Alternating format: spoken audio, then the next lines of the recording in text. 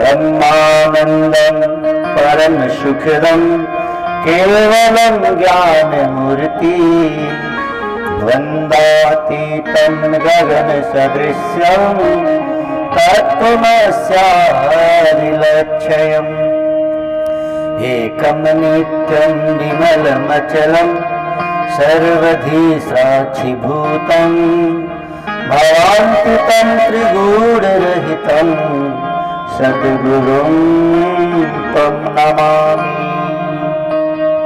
नारायणं नमस्कृत्यं नरं चैव नरोत्तमं देवी सरस्वती व्यासं ततो जयमुदीरये।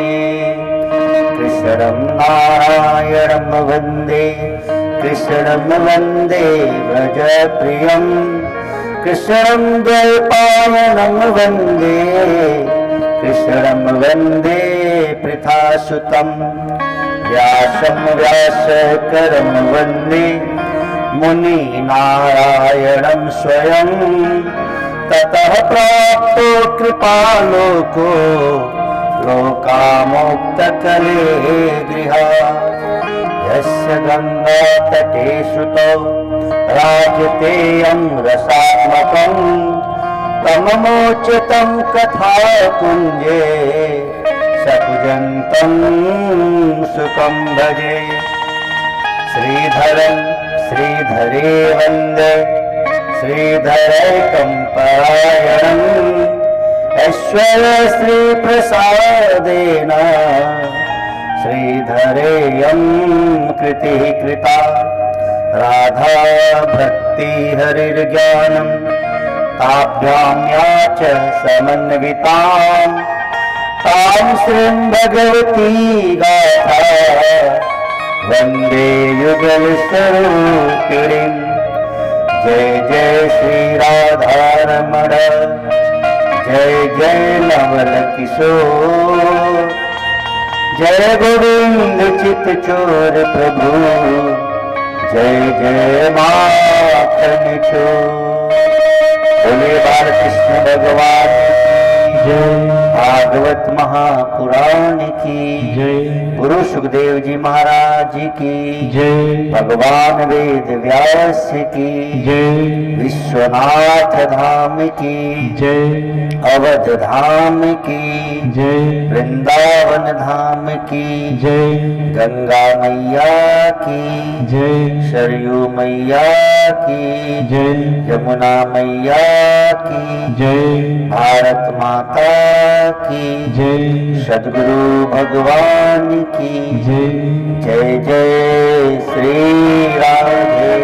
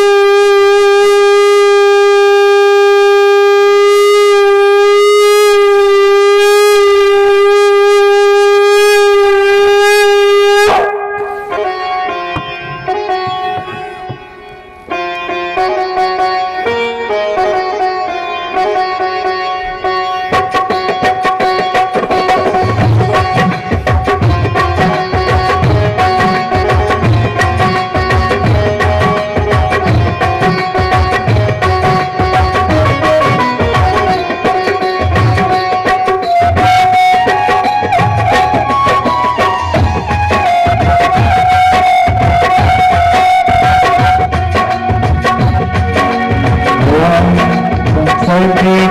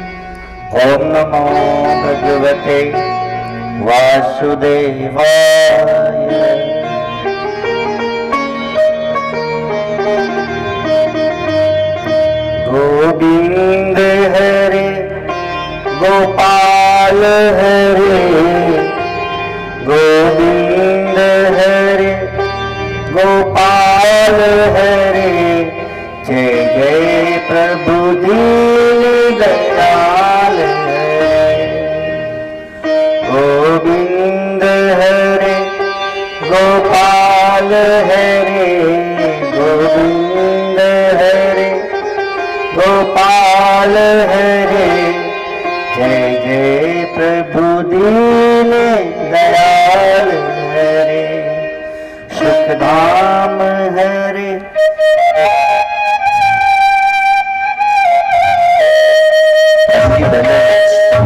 भगवान के भक्तों को पंडित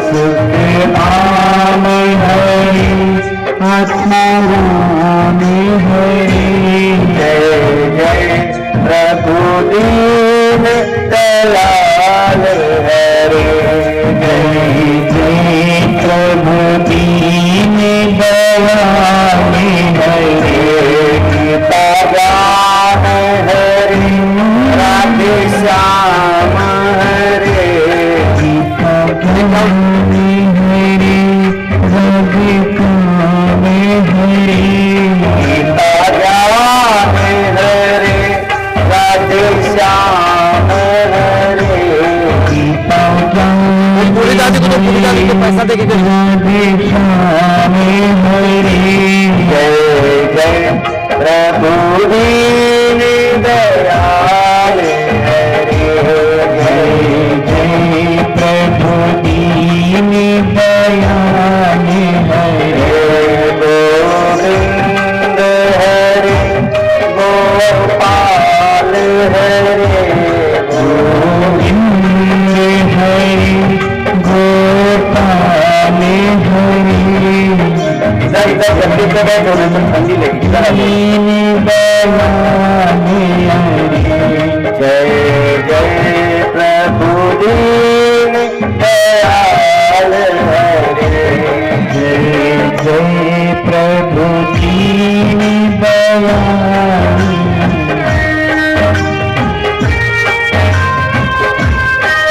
गीता के ज्ञानदाता,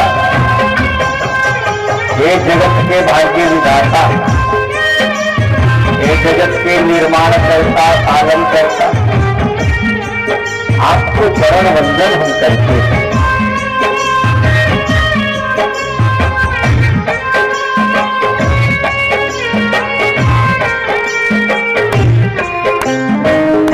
जय हो। ठंडी में भीड़ भी बढ़ गई, आने वाले भगवान के प्यारों को कोई रोक नहीं सकता।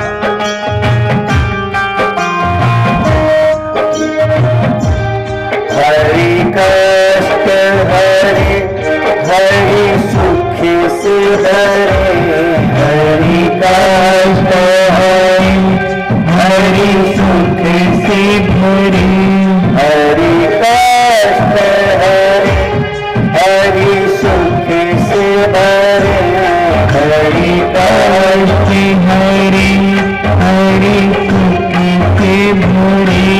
जय जय प्रभु दीन दयाल हरे, जय जय प्रभु दीन दयाल हरे, गोविंद हरे गोपाल हरे, गोविंद हरे गोपाल हरे, जय जय प्रभु दीन दयाल हरे, जय जय प्रभु दीन दयाल हरे।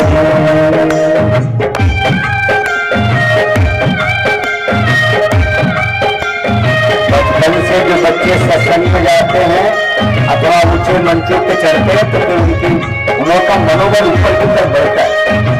इसीलिए बच्चों को बड़े संतों के पास ले जाए, ऊंचे मंचों पे ले जाया, मनोवृत्ति बढ़े।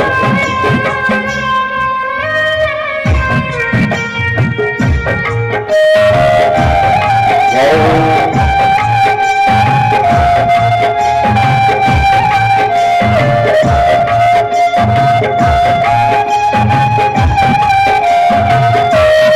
आनंद हरे परमानंद हरे, आनंद हरे परमानंद हरे, आनंद हरे परमानंद हरे, आनंद हरे परमानंद हरे, जय जय प्रभु दीन दयाल हरे, जय जय प्रभु दीन दयाल हरे, गोविंद हरे गोपाल हरे, गोविंद हरे गोपाल हरे, जय जय प्रभु दीन दयाल हरे, जय जय प्रभु दीन दयाल हरे, जो नाम जपे ओ भव से तरे, जो नाम जपे वो भव से तरे, जय जय प्रभु दीन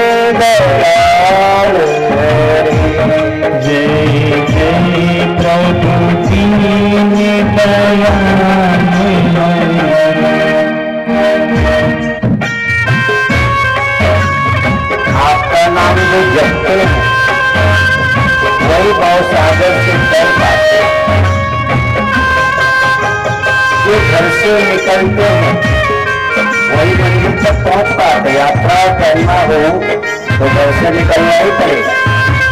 ऐसे ही भव सागर से करना है तो गुरु की चरणों में बैठ के भगवत नाम का जप करना ही पड़ेगा। जो नाम जपे वो भय से करे।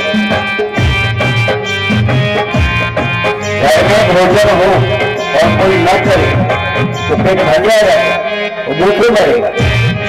इस संसार में भगवान का नाम अति प्यारा, लेकिन कोई न जपे तो फिर 84 लाख में मरे वो कहाँ करे। गोविंद हरे गोपाल हरे गोविंद हरे गोपाल हरे जय जय प्रभु दीन दयाल हरे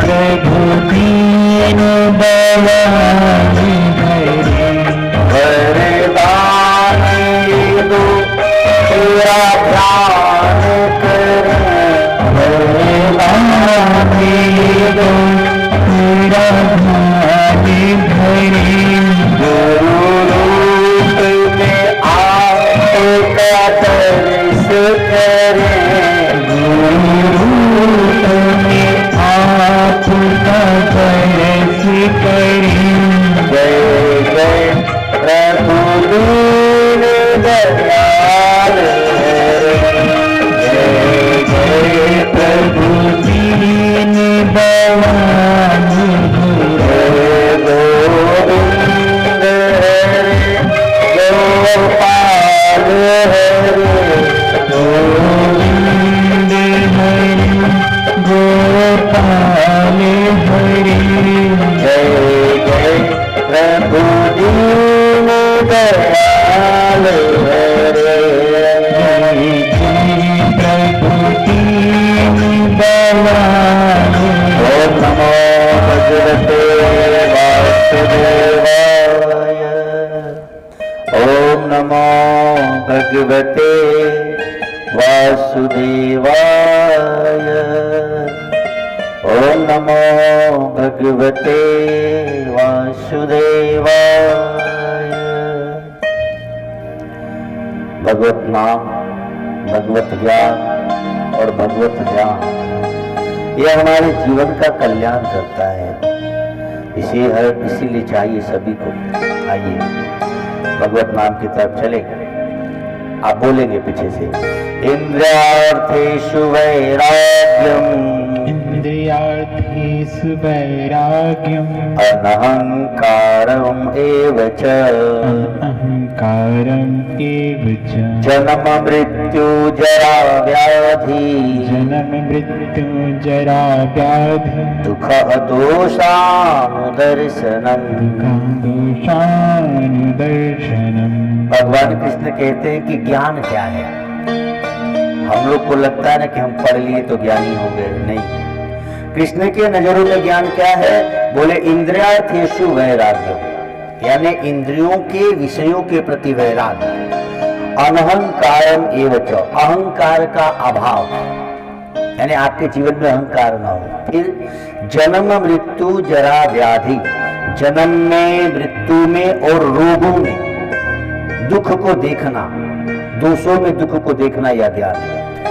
जिनको जन्म में, मरण में, संसार के विषयों में, इंद्रियों के सुख में दुख नजर नहीं आता, वो अज्ञानी है।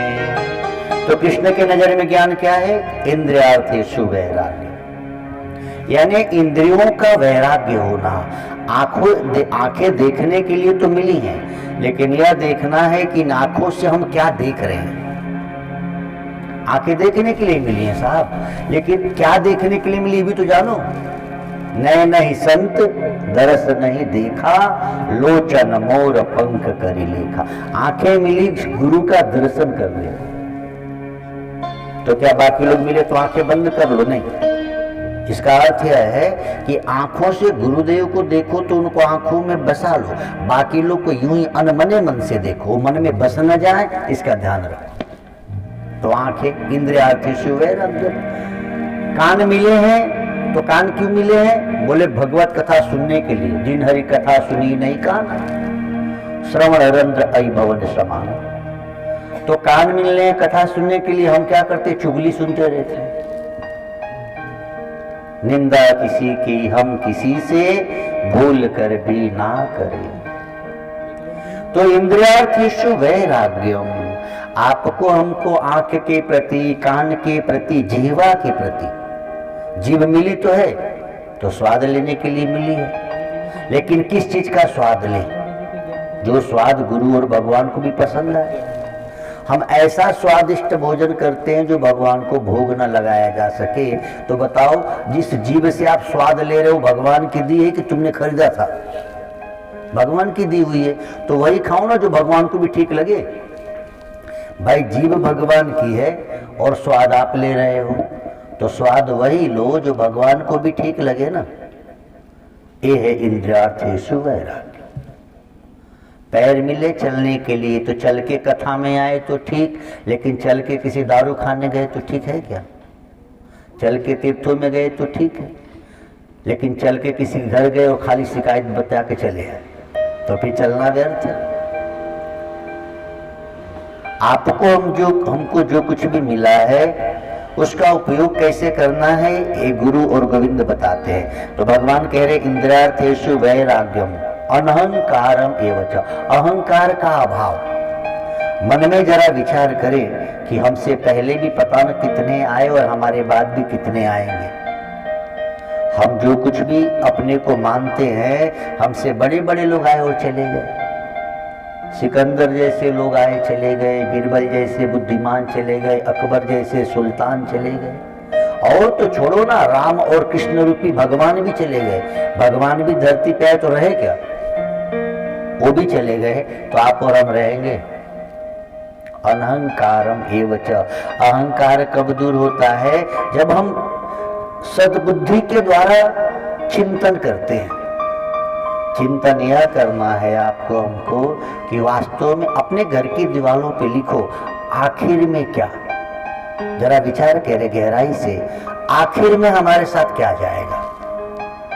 इतनी बुद्धि तो ट्रक वालों को लिख के रखते हैं, सोचो साथ क्या जाएगा। आप खूब गहने बनवा लो, खूब कपड़े खरीद के रख लो, अच्छा घर मकान दुकान बना लो, लेकिन ईमानदारी से सोचो साथ क्या जाएगा। कुछ ऐसा भी हमारे पास हो जो संग जाए, तो अभी जो बैठ के आप सुन रहे हैं ये पुण्य संग जाएगा। 3 चीजें पीछा नहीं छोड़ती, ध्यान देना। 3 चीजें ऐसी हैं जो आपकी पीछा नहीं छोड़ेंगी, न चाहो तो भी आपके साथ है। क्या? किया हुआ पाप पीछा नहीं छोड़ता। कुछ बुरा करके मर जाओ तो अगले जन्म में भी भोगना पड़ेगा, ऊपर जाकर नरक भोगना पड़ेगा, छोड़ेगा नहीं साहब। किया हुआ पाप पीछा नहीं छोड़ता, किया हुआ पुण्य भी पीछा नहीं छोड़ता। आप पुण्य करके चले भी जाओ तो उसका बदला सुख स्वर्ग मिलेगा, अगला जन्म अच्छा मिला, वो पीछा नहीं छोड़ेगा, बच पाओगे नहीं आप। पितामह भीष्म बहुत 73 जन्म पहले एक शूल भोका था, परिणाम बाणों की सैया पे सोना पड़ा। तो किया हुआ पाप पीछा नहीं छोड़ता, किया हुआ पुण्य पीछा नहीं छोड़ता, और क्या कह रहे हैं? किया हुआ भगवत नाम का जप भी पीछा नहीं छोड़ता। भगवत नाम जप जो तुमने लिया है वो पीछा नहीं छोड़ता। नीचे जाके बैठो, जाओ नीचे जाके बैठो आराम से, तुम ये लेके जाओ, पीछा नहीं छोड़ेगा आपका। अभी जो सत्संग सुन रहे हैं आप, ये पीछा नहीं छोड़ेगा। न चाहो तो भी अन इच्छा आवई बरियाई। अच्छा, कोई घी खाए और इच्छा न करे कि मैं बलवान हूं, तो बलवान हो जाएगा कि नहीं? हो जाएगा। कोई आदमी जहर पिए और इच्छा न करे कि मैं मर जाऊं, तो भी मर जाएगा। जहर माना पाप, घी खाया माने पुण्य मान लो। तो जो हम गलत करते हैं वो भी पाप भी पीछा नहीं छोड़ता और पुण्य भी पीछा नहीं छोड़ता। तो भगवान कहते हैं कि अनहंकारम एवच, अहंकार का अभाव आपके जीवन में कब आएगा? जब आपको ये समझ में आएगा कि वास्तव में मेरा मुझ में कुछ नहीं, जो कुछ है सो तो। अच्छा, अहंकार किस बात का हम लोग करेंगे बताओ? हम लोगों को अहंकार किसका होता है? धन का। तो धन सदा रहेगा नहीं, आपके पहले नहीं था और आपके बाद भी आपके संग नहीं रहेगा। कितना हो धनवान आदमी के घर बेटा जन्मे, तो बेटा जब गर्भ में था तो धन उसके पास था क्या? नहीं। अच्छा, मरने के बाद शमशान में धन रहेगा? नहीं। तो संपत्ति जन्म के पहले नहीं थी और मृत्यु के बाद नहीं रहेगी। जिस शरीर का हम अभिमान करते हैं कि हम बड़ा सुंदर, हम बड़ा बलवान, हम बड़े लंबे चौड़े, तो आप सोचो जन्म के पहले इसको कोई देख नहीं रहा था, इस सुंदर शरीर को जिसको अहंकार कर रहे हो आप, और मरने के बाद तुम दिखोगे ही नहीं। तो कुछ दिन के लिए शरीर मिला तो अहंकार किस बात का? आप जरा विचार करें, आप किसी बड़े होटल में ठहरो किराए पे, या किसी के यहाँ किराए पे मकान लेके ठहरो, वो मकान कितने अच्छी हो, आप अहंकार करते क्या कि मेरी है? आपको पता है फिर दूसरे की है, खाली करनी पड़ेगी। ऐसा थोड़ी कहते रिश्तेदारों से कि मैं बहुत अच्छा मकान लिया हूँ, आपको पता है भाड़े का है। तो ये मकान भी क्या है? शरीर वाला मकान भी किराए का ही तो है। तो इसका अहंकार क्या करना? अनहंकारम एव च। न धन का अभिमान है होना चाहिए, न तन का अभिमान होना चाहिए, और ना ही जन का अभिमान होना चाहिए। जब ये तन ही नहीं रहेगा तो इस तन से जन्मे हमको जो बेटे बेटी नाती पोते मिले हैं वो हमारे रहेंगे क्या? वो भी नहीं रहेंगे। अनहंकारम एव च हो गया ना। इंद्रियार्थेषु वैराग्यम अनहंकारम एव च। अब गोविंद कहते हैं जन्म मृत्यु जरा व्याधि। खूब ध्यान से जरा चिंतन करें कि जन्मे तो कितना दुख हुआ, मृत्यु के समय भी असहाय पीड़ा होती है, सहने लायक नहीं रह जाती। जन्म में भी दुख, मरने में भी दुख, और बीच में भी कहाँ सुख है साहब? कभी सर्दी, कभी जुकाम, कभी बुखार, कभी ठंडी तो कभी गर्मी। अभी हम लोग को दुख है ना, तभी तो इतना ओढ़ के बैठे हैं पहन के। दुख है कि नहीं? कौन चाहता है इतना करे, लेकिन दुख है। कभी ठंडी का दुख और अभी कुछ दिनों बाद गर्मी का दुख आ जाएगा, हवा चाहिए। तो ये सदा दुखालय में अनेक अनेक प्रकार से अलग अलग रूपों में हमको आपको दुख मिलते रहता है। जन्म मृत्यु जरा व्याधि।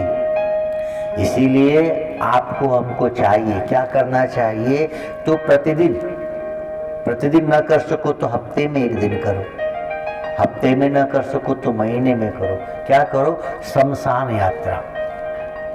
तो शमशान यात्रा मतलब शरीर से शमशान जाने की जरूरत नहीं है, मन ही मन बैठ गए, दीपक जला लिया, माला जपना है तो जप लिया, नहीं तो बैठ कर सोचो अपने अकेले कमरे में कि एक दिन ऐसा आएगा, कोई ना कोई बहाना होगा, बीमार होके मर जाएंगे, गिर के मर जाएंगे, कहीं घर के बाहर मरेंगे, लड़के मरेंगे, कैसे भी एक न एक दिन कोई न कोई बहाना आएगा और शरीर छूट जाएगी। जो एक दिन होना ही है उसको पहले से सोचने में घाटा क्या है? एक दिन मरना है कि नहीं मरना है? मरना है ना, तो रोज नहीं तो हफ्ते में नहीं तो महीने में ऐसा सोचो कि हमारा शरीर मर गया, मरेगा ही। अपनी ही विवेक की आंखों से अपने इस नश्वर शरीर को मरते हुए देखो जरा। बहुत कुछ देखा संसार में, लेकिन अपने को मरते हुए कभी देखा आपने? आज सीखो, दीपक जला लो, गुरुदेव का दिया हुआ मंत्र जप लो, दरवाजा बंद करके अब कुछ देर के लिए सोचो कि एक दिन ऐसा आएगा कि शरीर चला जाएगा।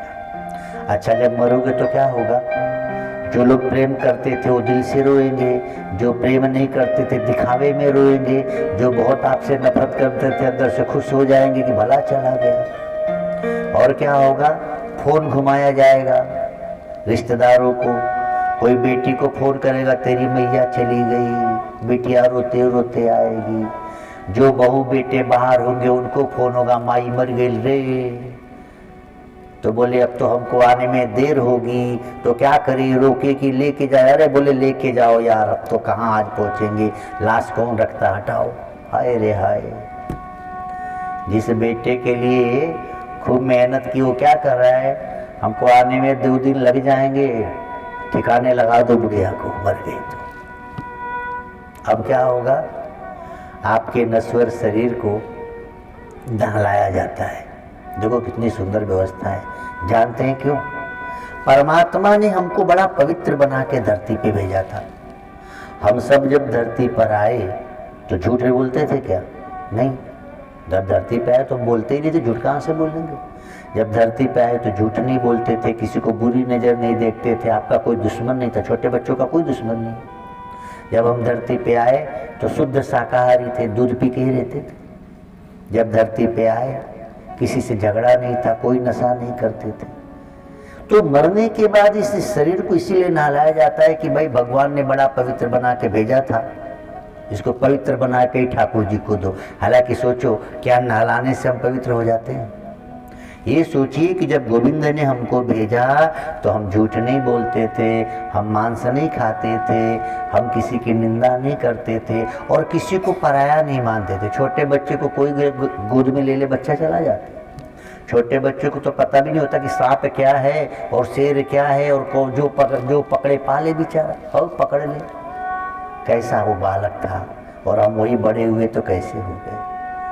हमको नहलाया जाता है, नए वस्त्र पहनाए जाते हैं। क्या सुंदर विधान है सनातन धर्म का।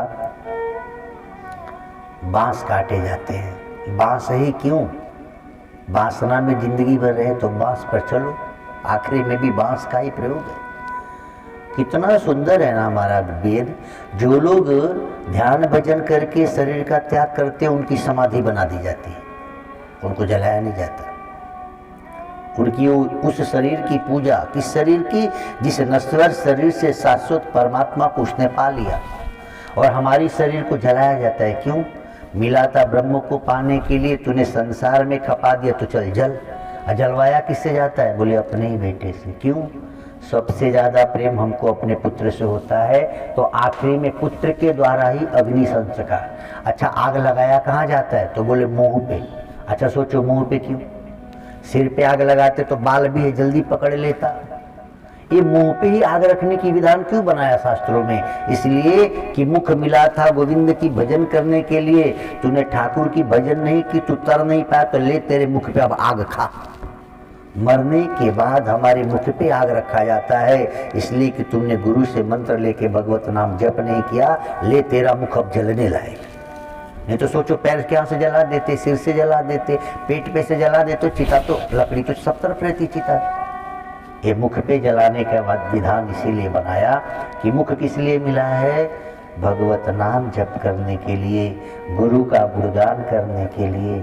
लेकिन हाय रे हाय, करना था किया न हो, लगी उल्टी लगन तुझको, ऐ गालिफ न समझा था, मिला था तन रतन तुझको। मिलाया खाक में तूने, ऐ सजन क्या कहूँ तुझको। हमको आपको नहलाया गया, सुंदर वस्त्र पहनाया गया, बांस की डोली बनी, 4 लोग लेके चले। राम नाम सत्य है, राम नाम। अरे जीते जिसको सुनाया होता कि राम नाम सत्य है, मुर्दे को राम नाम सत्य सुना रहे हो क्या? पता है क्यों ऐसा कहा गया? ये तो मर गया, ये जो कंधा दे रहे उनको कहा गया कि तुम बोलो कि राम नाम सत्य, क्योंकि आखिर में यही गत्य है। देखो तुम भी एक दिन मर जाओगे प्यारे, इसलिए जप लो कि राम नाम सत्य है। मुर्दा के लिए नहीं कहा जाता। मुर्दा कहाँ सुन रहा है? मुर्दा मर गया, घर वालों का रोना नहीं सुना, तो तुम्हारा राम नाम सत्य सुनेगा क्या? ये इसलिए है कि हे मुर्दा को कंधा देने वालों, याद रखो एक दिन तुम भी मुर्दा बनोगे प्यारे। याद रखो राम नाम ही सत्य है, आखिर में सबकी यही गत्य है। लेकिन देखो सत्संग नहीं है तो ये मुर्दा उठाने वालों को लगता है कि हम मुर्दा को सुनाने के लिए कह रहे हैं। जैसे ही मुर्दा को कंधे से उतारते हैं ना, राम नाम सत्य छोड़ देते हैं। जबकि राम नाम सत्य मुर्दा को कंधे पे रखने से होता है क्या? राम नाम सत्य था, सत्य है और रहेगा। लेकिन मुर्दा कंधे पे आया तो राम नाम सत्य, जैसे मुर्दा उतर गया तो गपशप। सत्संग नहीं है जीवन में, गुरु का ज्ञान नहीं है जीवन में, तो लाश जलते रहते, लोग गप्पे लड़ाते रहते, आपस में बात करते रहते, जैसे मानो ये कभी मरेंगे ही नहीं। जलती हुई चिता के सामने अपलक देखें और अपने मनी राम को समझाओ कि एक दिन तेरा भी यही हाल होने वाला है। जिस तन पर इतना गुमान था, जिस बुद्धि पर इतना गुमान था, सब जल के स्वाहा हो जाए। मजे की बात यह है कि बीमार रहो तो अस्पताल में 2-4 लोग साथ रहते हैं, लेकिन जब जल के राख बनते हो तो कोई भी साथ नहीं रहता। वहां कोई नहीं कहेगा कि मेरी माँ थी, जरा मैं इसको देखूं या रखवाली करूं, या मेरा बाप था, अरे तू गया, काम खत्म। आप जलते रहते हो, लोग अपनी तैयारी करते कि जल्दी जले कि हम चल के कुछ खाएं, भूख लगी है। हाँ, भोजन न करे, फल तो खाओ भाई, भूख लगी है काफी से। कई लोग कहते हैं भैया जरा जल्दी करो यार, जलाओ, और ठंडी में तो और जल्दी करो भैया, रात ना हो जाए, ठंडी है। क्योंकि ये तो मर गया, इसको ठंडी लगे सो लगे, हम तो बचे हैं, भगे घर। इनको पता नहीं है कि एक दिन तुमको भी यही आना है। कहाँ जाओगे? कथा में नहीं आते, दिन भर हम दुकान मकान संभालते हैं, लेकिन सोचो जिसको संभाल रहे वो साथ जाएगा, अभी जिसके लिए बैठे वो संग जाएगा।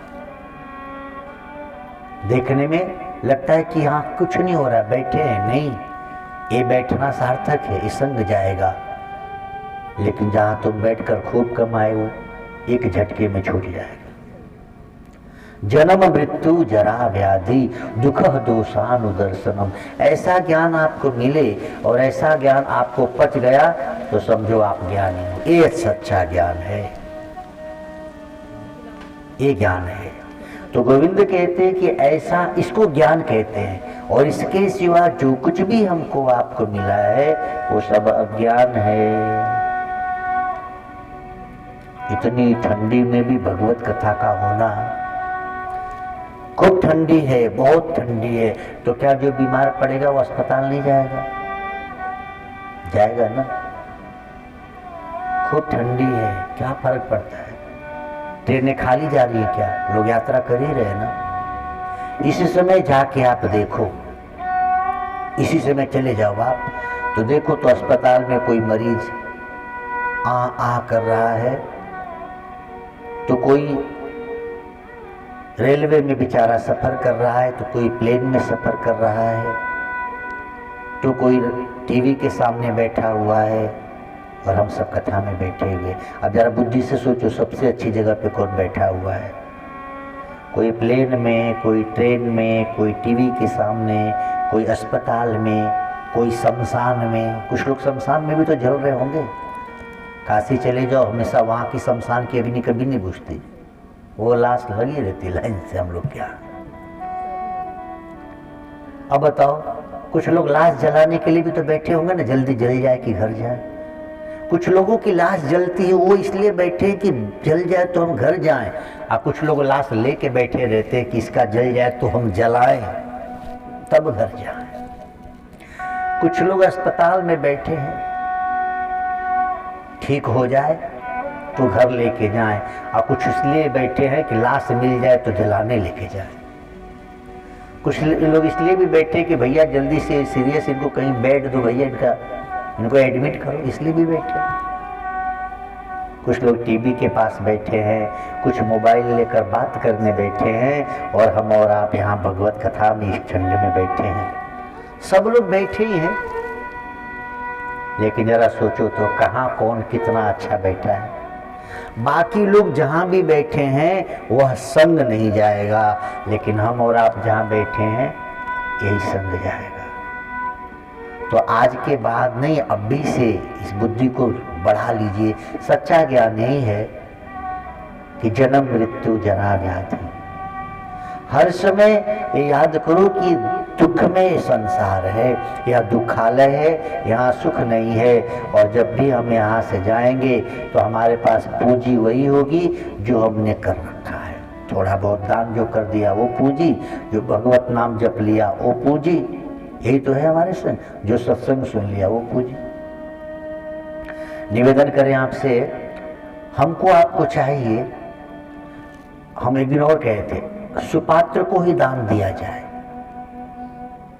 गलत व्यक्ति को ना। अच्छा, अच्छे व्यक्ति को नहीं दोगे तो नुकसान है, और गलत व्यक्ति को दोगे तो नुकसान है। रविंद्रनाथ टैगोर जी कथा सुनाया करते थे। रविंद्रनाथ टैगोर का नाम सुने हैं? रविंद्रनाथ टैगोर जी अक्सर एक कथा कहते थे। वो कहते थे कि एक भिखारी था, भिक्षा मांगने वाला भिखारी। सुबह सुबह भिक्षा लेने की तैयारी की कि चल के भिक्षा मांगेंगे मंदिर पे बैठ के। सुबह भिखारी तैयार हुआ, अपनी वो झोली ली भीख मांगने वाली, घर से ही एक मुट्ठी चावल उसमें डाल लिया। लोग ऐसे ही करते, कई लोग देखो ऐसे कर लेते हैं। होना भी चाहिए कि भाई कुछ रहेगा तो ही तो लोग देखेंगे कि इसको मिला है तभी देंगे। वो अपना जहाँ बिठाएंगे हम चद्दर उस पर चावल थोड़ा रख लेंगे ताकि देख देख के लोग हमको देंगे। ये भिखारी की सोच। भिखारी घर से ये रविंद्रनाथ टैगोर जी कह रहे लेके चला। आश्चर्य हुआ ये और बड़ा हर्ष हुआ उसको। सामने से देखा कि राजा आ रहे। भिखारी को हुआ कि आज तो मेरे भाग्य बन गए। मैं बहुत सालों से सोचता था कि कभी राजा के यहाँ भिक्षा मांगू, राजा से भिक्षा मांगू ताकि मेरी गरीबी चली जाए। और आज सौभाग्य है कि राजा स्वयं आ रहा है, क्योंकि हम इसलिए नहीं जाते थे कि हम जाएंगे तो राजा के पास सिक्योरिटी होती है, वो मिलने दे कि न दे, भिखारी आदमी हूँ, भगवान तेरी बड़ी कृपा है। आज तो राजा खुद ही इधर ही आ रहे हैं, मेरी तरफ आ रहे हैं। बहुत खुश होकर मन में विचार कर रहा है कि राजा तो राजा है, एक दो भी गिन्नी सोने की दे देंगे तो मेरी गरीबी चली जाएगी, फिर मैं कोई व्यापार कर लूंगा। आश्चर्य और तब बढ़ा उसको जब राजा का रथ आके इसके पास रुका। सोचा अब तो मांगूंगा, भगवान की कृपा है। पहले दिन राजा घाट मिला सुबह ही सुबह। इतने में राजा ने कहा कि सुनो, इनकार मत करना। इसको लगा कि इनकार मत कहना, कह रहे हैं मतलब ज्यादा ही कुछ देंगे, इनकार क्यों करूंगा, भिखारी आदमी हो, जो ही दे दो मांग लो भाई, मिल जाए बढ़िया है। इसने कहा राजन बिल्कुल इनकार नहीं करूंगा। कहिए। वो सोचा कुछ ज्यादा देंगे, राजा साहब कह रहे इनकार मत करना। राजा ने कहा कि कुछ दे। भिखारी को लगा हे भगवान, मांगते से मंगता मिल गया यार, ये राजा हैं, मैं भिखारी हूँ। तो भिखारी ने कहा कि हजूर मैं भिखारी हूँ, आप राजा हो।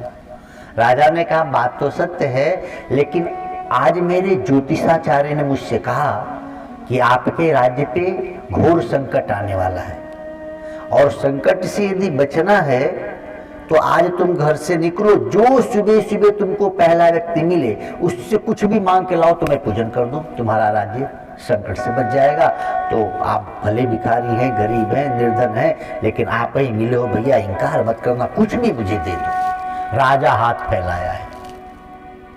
अब राजा को ना कैसे बोले बेचारा भिखारी, लेकिन है तो भिखारी ही। एक चावल निकाला, एक मुट्ठी रखा था, उसमें से निकाला एक चावल राजा को दिया।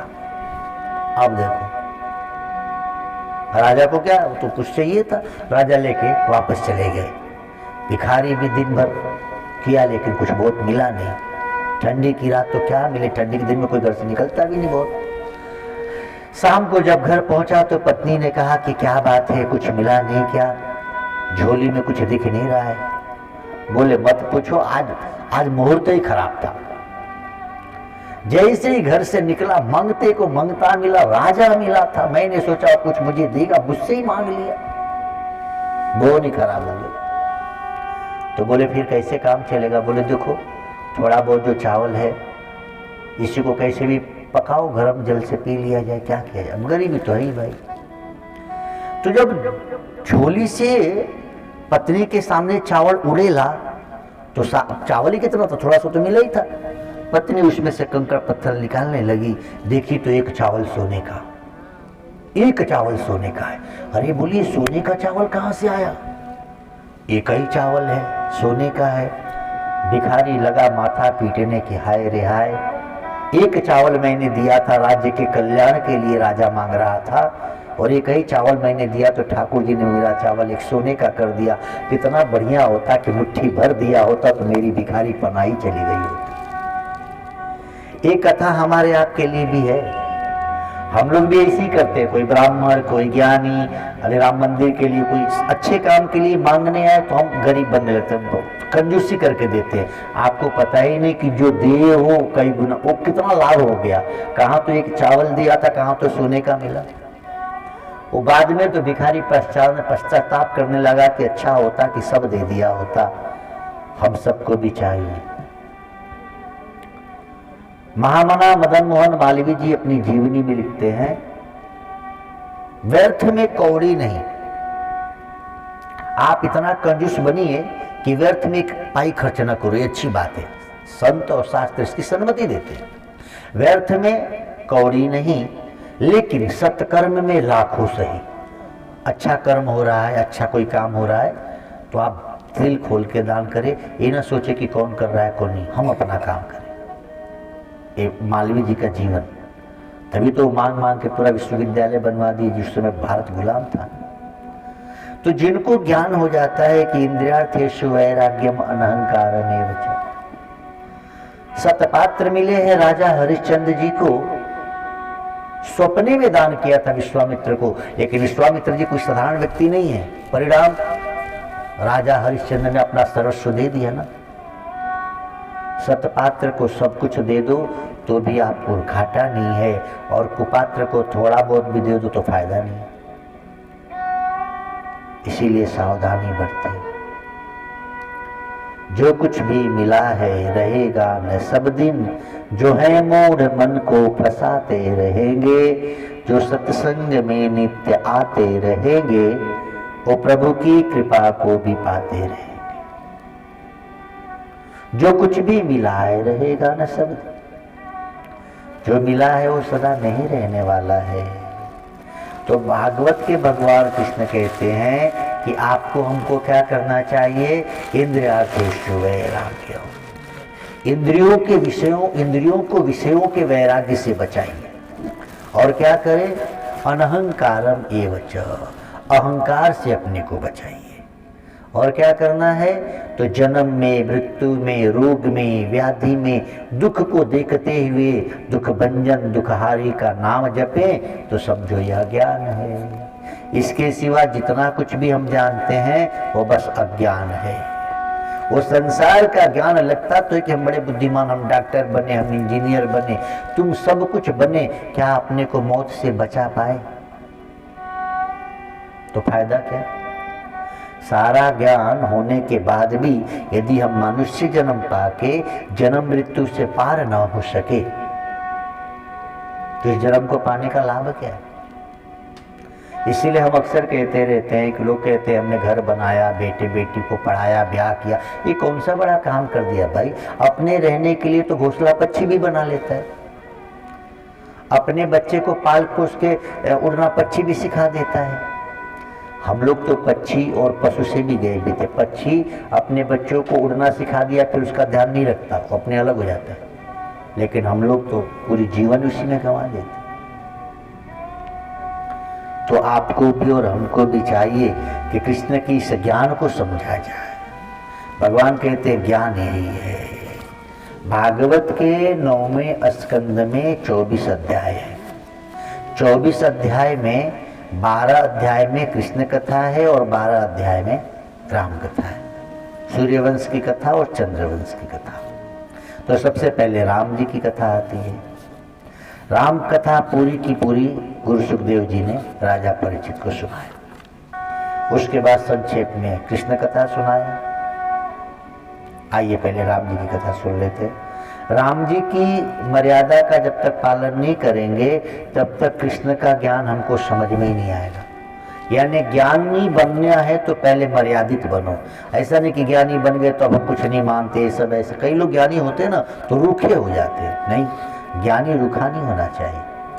ज्ञानी तो वह है जो ज्ञान और प्रेम से ओतप्रोत हो, सराबोर हो, तब तो ज्ञानी है। और ज्ञानी रूखा हो जाए ये ठीक नहीं। भागवत कहती है भगवान श्री राम जी जैसा कोई पुत्र नहीं हुआ, और राम जी जैसा कोई भाई भी नहीं बना, और राम जी जैसा कोई पति भी ना हो सका। सूर्यवंश में प्रायः राम जी से पहले के जितने उनके पूर्वज थे सबने 1-1, 2-2, 3-3 विवाह किया। राम जी के पिताजी खुद ही किए थे, लेकिन भगवान राम ने इस मर्यादा को, इस परंपरा को तोड़ा और मर्यादित जीवन जिए। राम जी ने दिखाया कि भाई एक पत्नी मेरे लिए मेरी जीवन संगनी रहेगी। अब राम जी का प्रजा पालन देखिए और राम जी का जीवन पर ध्यान दे। राम राम के समान कोई हो ही नहीं सकता। राम भारत के स्वाभिमान है, कृष्ण भारत का ज्ञान है, भगवान शिव भारत की शान है और राम भारत के स्वाभिमान है। राम जी का जीवन देखें, आप रामचरितमानस यदि पढ़ें, अब ध्यान से देखें, रामचरितमानस में 7 कांड हैं। अच्छा, कांड मतलब, कांड का अर्थ होता है विशेष घटना। पहले बिरहा वाले गाते थे फलाना कांड, कोई घटना हो जाती थी तो बिरहा वाले उस पर गाना बनाते थे। तो कांड माना विशेष घटना, इसीलिए गोस्वामी ने क्या किया, कांड शब्द लिखा। बाल कांड, अयोध्या कांड है ना, अरण्य कांड, किष्किंधा कांड, सुंदर कांड, उत्तर का लंका कांड, उत्तर कांड। अब जरा कांड देख, मतलब विशेष घटना। अब कैसे, बाल कांड, जरा विचार करें, बाल कांड मतलब बचपना।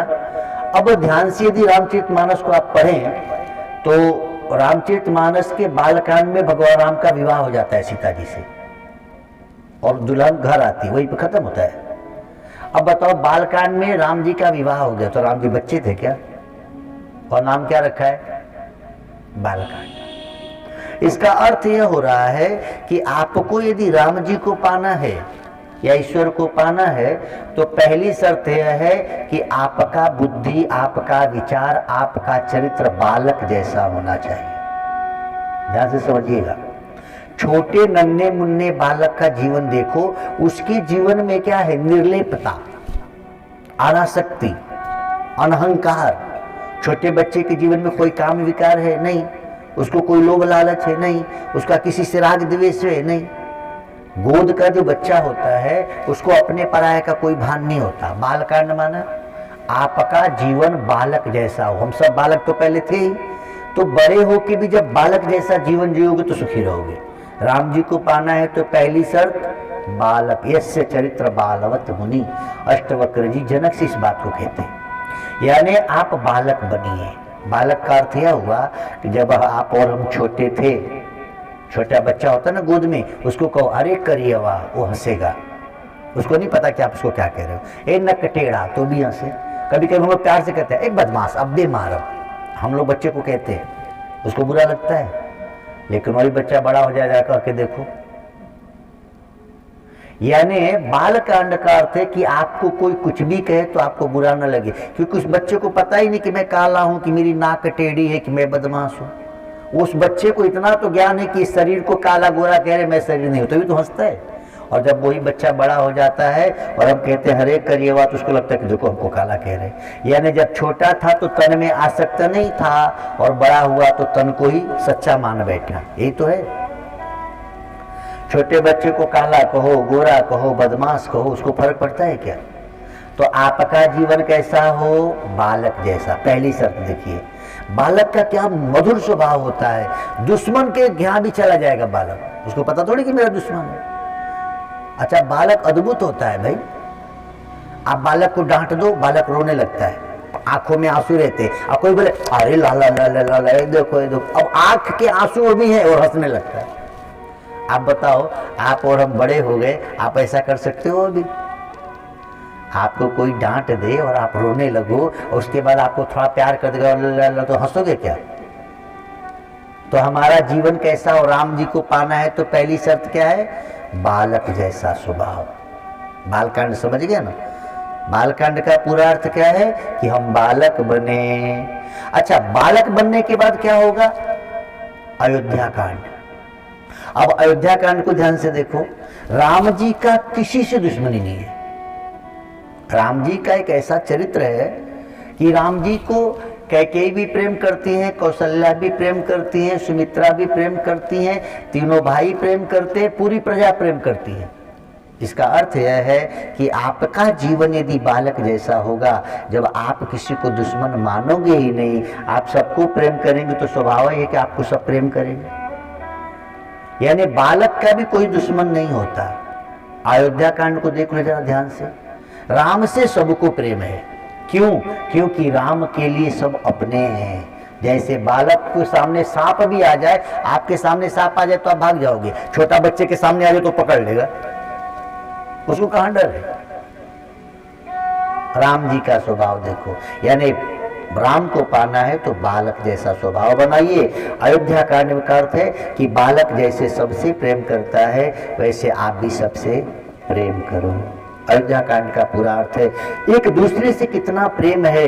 पिता को पुत्र से इतना प्रेम कि पुत्र के जाने से पिता प्राण त्याग देते हैं, और पुत्र को पिता से इतना प्रेम है कि कहाँ तो राजगद्दी मिलनी है और पिता के वचन के लिए पुत्र वन चले जाते हैं। ये अयोध्या कांड का देखिए कितना सुंदर वर्णन है। ये कब हो सकता है? जब हमारा चरित्र बालक जैसा हो।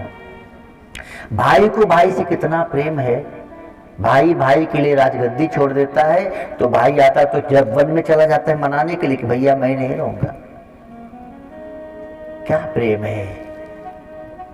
हमने एक संत से सुना था कि जिस घर में ना भाई लोग रहते हो, 2-4 भाई, और आपको लगता है कि ऐसा कुछ करे कि हमारे बच्चे अलग ना हो, तो उस घर में रोज अयोध्या कांड का पाठ होना चाहिए। घर में यदि रोज अयोध्या कांड का पाठ करें तो आपके 2-4 बच्चे हो तो अलग नहीं होंगे। बड़ा सुंदर विषय है। अयोध्या की राजगद्दी को मानो पैर से ठोकर मारा जा रहा है। भरत कहते हैं कि मैं नहीं बैठूंगा और राम कहते हैं कि मैं नहीं बैठूंगा। ये कैसे भाई रहे होंगे जरा सोचो। उसी देश में, उसी अयोध्या में आज छोटी छोटी बातों के लिए भाई भाई लड़ने लगे, और एक वो समय था कि राज सिंहासन को ठोकर मारा जा रहा है। मैं नहीं बैठूंगा तो मैं नहीं बैठूंगा। ये कब हो सकता है? जब बालक जैसा चरित्र होगा। तो अयोध्या कांड का मतलब है कि हम सब एक दूसरे को देने की सोचें। जहां प्रेम होता है वहां देने वाली बात होती है। जो आपको खाली देना चाहता है वो आपसे प्रेम करता है, और जो लेना चाहता है उसका प्रेम थोड़ी है, वो तो स्वार्थ से युक्त है। तो अयोध्या कांड का बाद क्या आया? अरण्य कांड। भगवान को पाना है तो बालक जैसा जीवन हो, सबसे हम प्रेम करें। निषाद राज जी से प्रेम है राम जी को, और केवट राज जी का निहोरा कर रहे हैं राम। लखन जी को गुस्सा आता है, राम जी को नहीं। अच्छा, राम वहां के राजा थे भाई। केवट चक्रवर्ती सम्राट थे दशरथ जी, केवट की मजाल की पालना कराए, बहुत दूर थोड़ी गए थे। लेकिन राम जी के स्वभाव ऐसा है कि सबको सम्मान देते हैं, केवट से निहोरा कर रहे हैं। अब अरण्य कांड देखें। जिसके जीवन में वनवास नहीं होगा उसके जीवन में सुवास नहीं होगा। इसीलिए आपके जीवन में कभी दुख आए तो जरा याद करो, राम जी के जीवन में वनवास नहीं हुआ होता तो क्या राम जी को हम लोग जान पाते?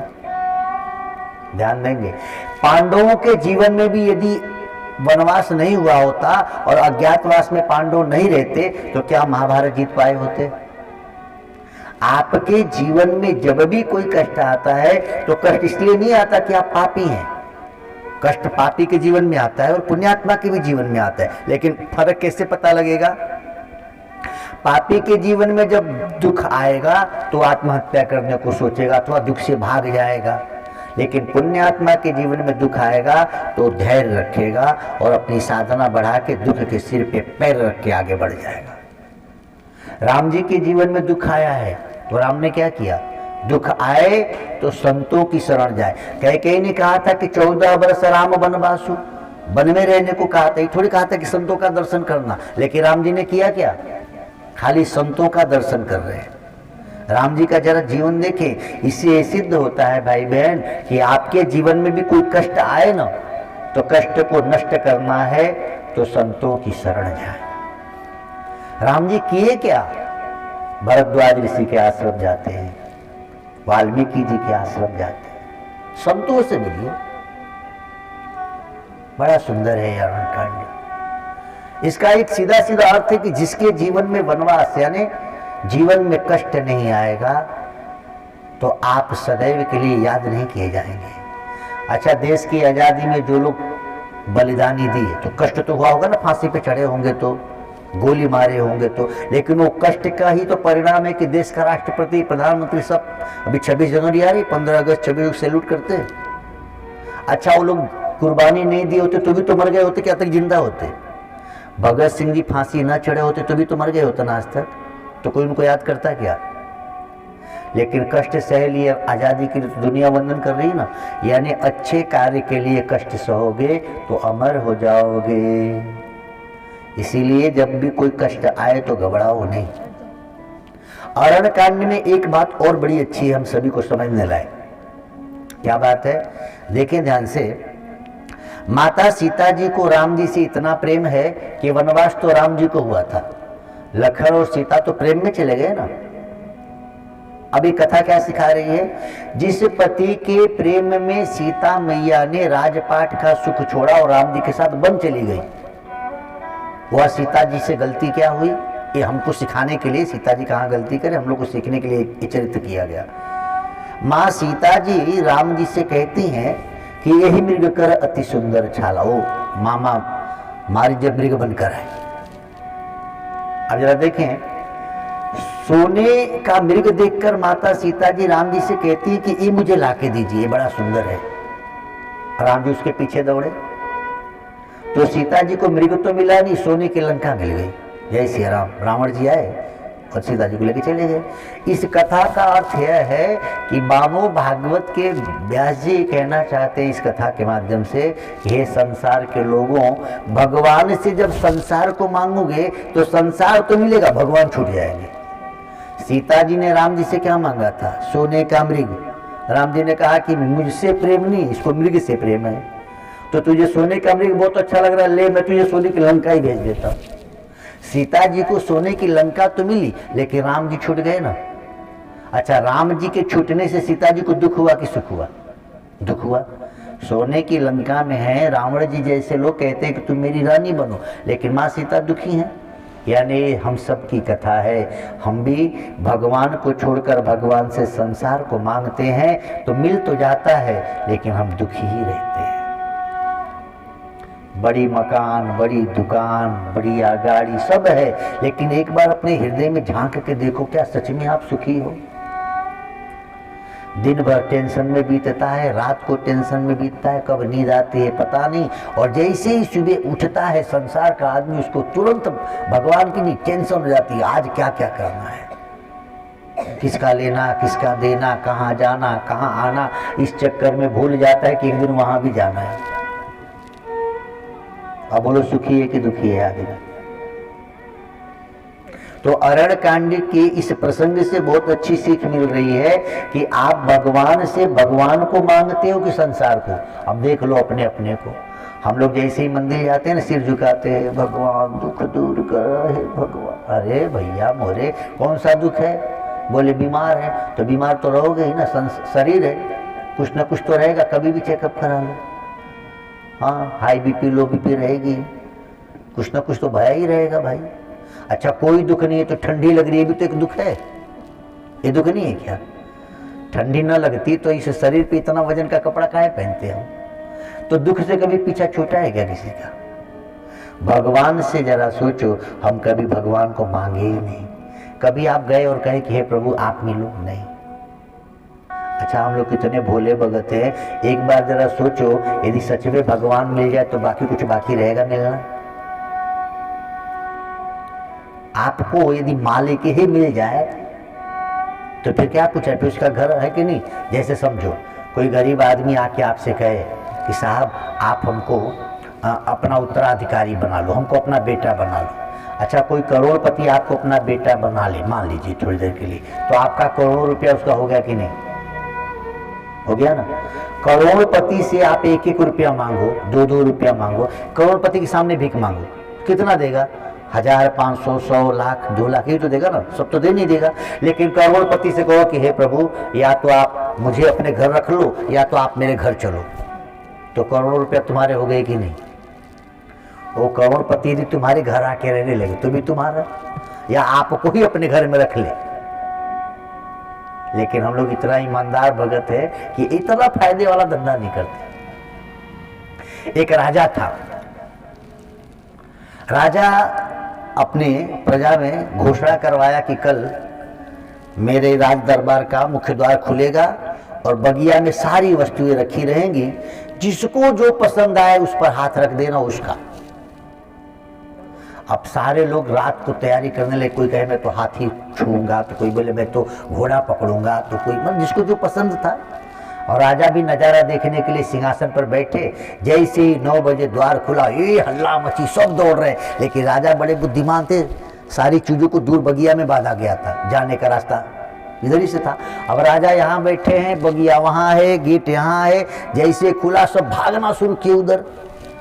एक छोटा सा बच्चा राजा की तरफ बढ़ा, तो राजा को लगा कि इस बावरे को पता ही नहीं इधर कहाँ आ रहा है। भाई उधर है सब सामान, जा कुछ पकड़, तू भी, तुझे मिलेगा।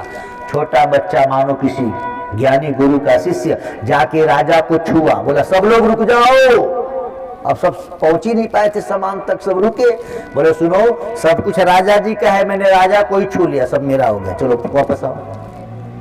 अब बताओ बुद्धिमान को, सारे लोग राजा की रखी हुई सामग्री को छूने जा रहे थे कि छू देंगे तो मेरा हो जाएगा, और वो छोटा सा बच्चा राजा को छू के कह दिया सब रुको, सब राजा साहब का है ना, तो मैंने राजा को ही छू दिया है, सब मेरा हो गया, आगे कोई नहीं बढ़ेगा।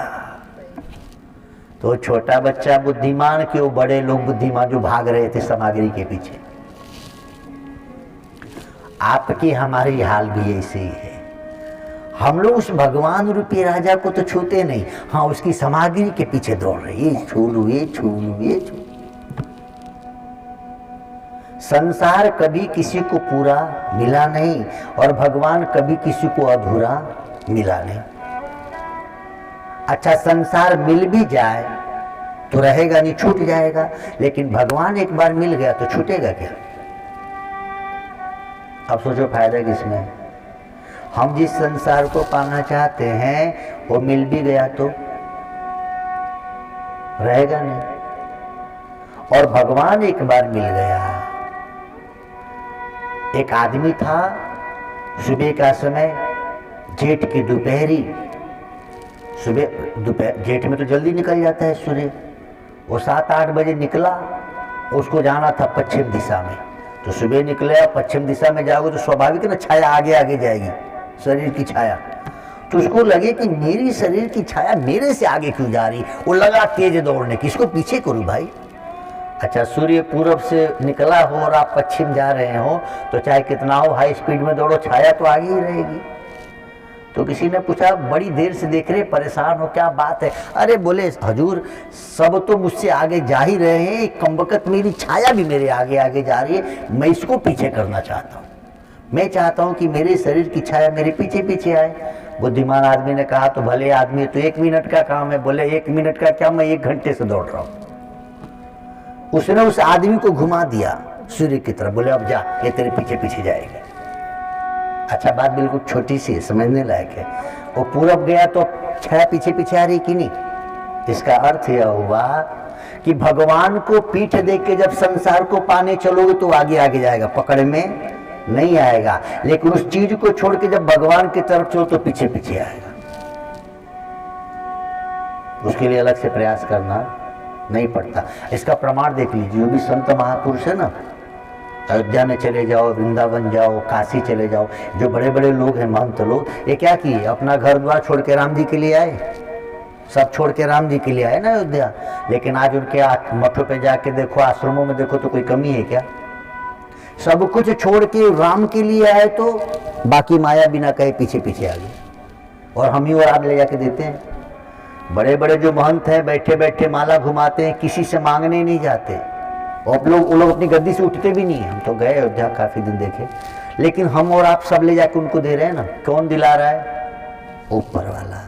सूर्य की तरफ चलोगे तो पीछे पीछे माया आएगी, लेकिन ईश्वर को पीठ करके हम माया को पकड़ना चाहते हैं, इसीलिए लगता तो है एकदम पास है, लेकिन पीछे कभी नहीं होती, वो आगे ही रहेगी।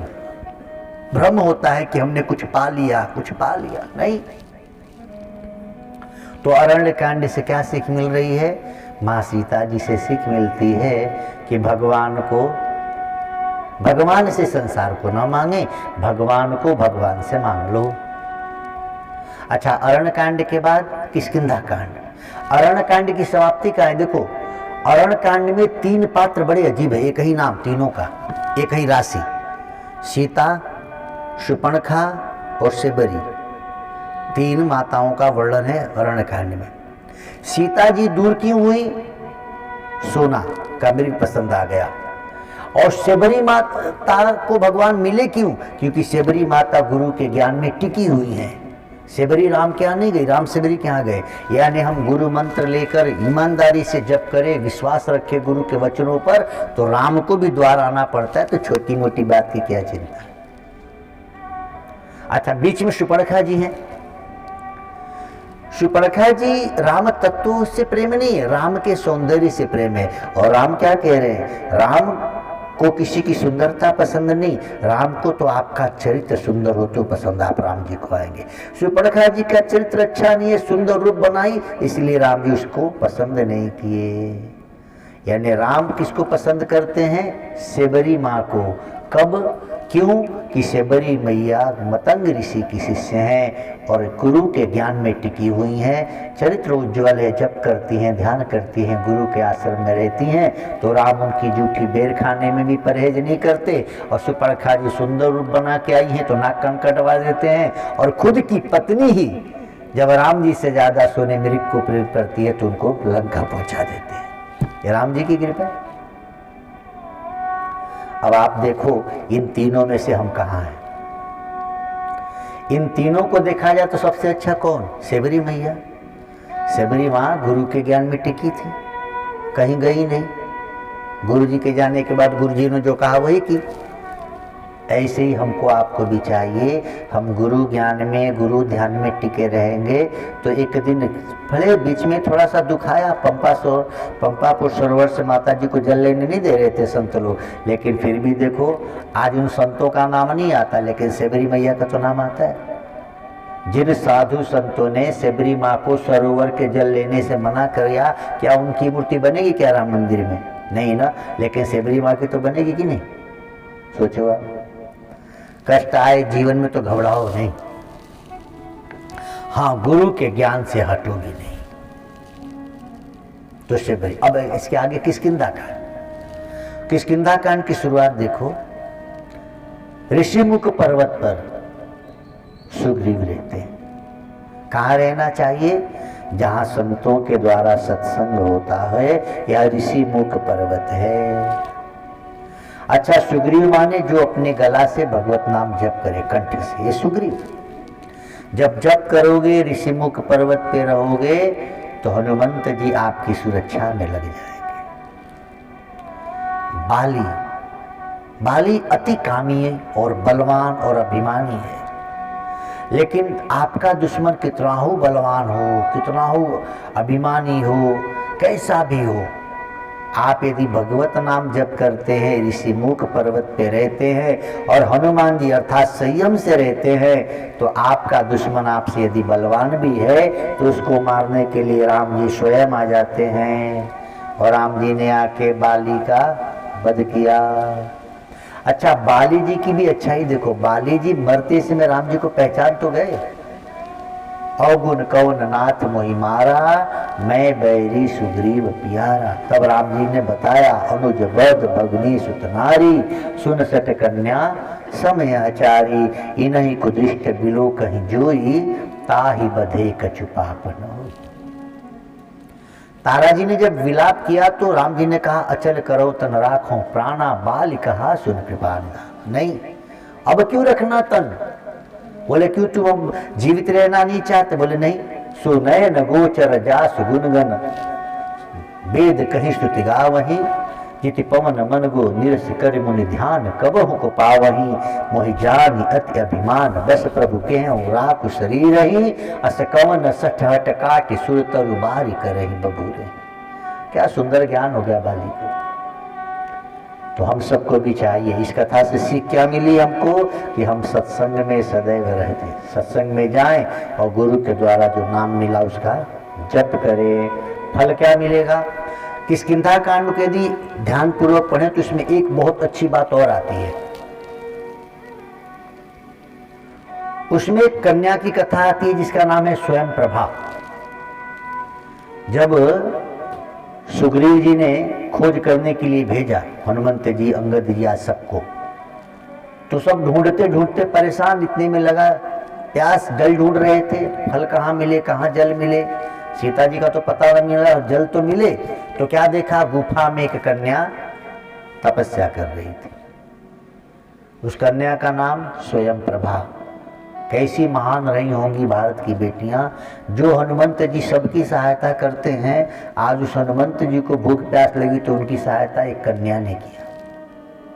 और इतना ही नहीं किया, उस देवी ने कहा आंखें बंद करो, सीता जी को पाओगे, चिंता न करो, मैं सब जानती हूँ क्या होने वाला है। और जब आंख बंद की तो ठाढ़े सकल सिंधु के तीरा, आंख बंद किए तो अपनी योग शक्ति से उस देवी ने सबको सागर के किनारे पहुंचा दिया। और वहां फिर गिद्धराज मिलते हैं, उन्होंने बताया मैं देखो तुम नाही, गिद्ध दृष्टि अपार, बूढ़ भय उन्नत करता हूं, कछुक सहाय तुम्हार।